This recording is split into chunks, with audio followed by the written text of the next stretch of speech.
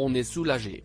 Les parents de Laura, une adolescente de 16 ans disparue après une fugue, ont pu retrouver leur fille, grâce à l'émission Appel à témoins, diffusée sur M6 et présentée par Julien Courbet.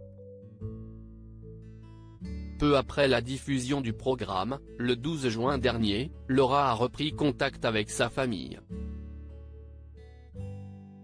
Exprimant son soulagement, ainsi que celui de sa conjointe, Stéphane Bohan, le père de l'adolescente, a déclaré aux Parisiens: « Depuis son retour, l'ambiance familiale est plus sereine, après les 50 jours de stress que nous venons de vivre. »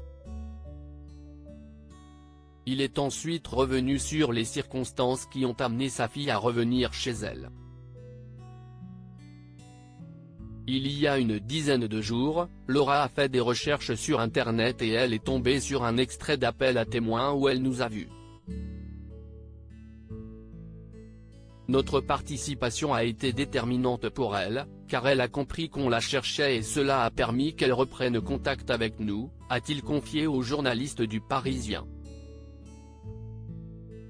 Un appel entendu. Les parents de Laura sont intervenus dans l'émission Appel à témoins le 12 juin dernier.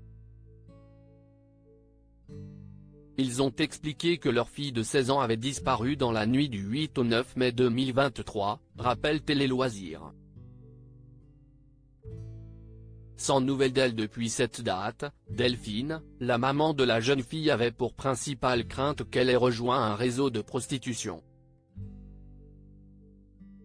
Sur le plateau, elle s'est adressée à son enfant lui précisant qu'elle avait une famille qui l'aime. Laura a repris contact avec ses parents, peu après la diffusion de l'émission de M6.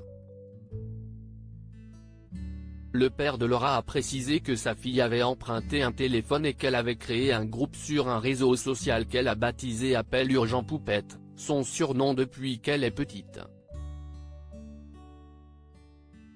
Il a ajouté: « Elle nous a contactés depuis Sénart, Seine-et-Marne.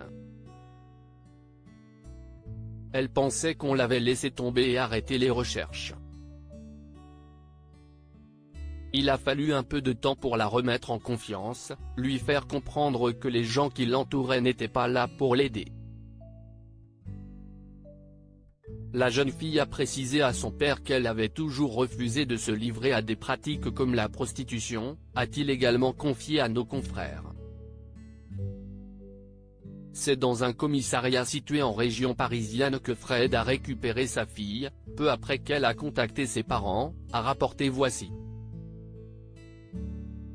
Article écrit en collaboration avec 6 médias Crédit Photo, Coadic Guirec.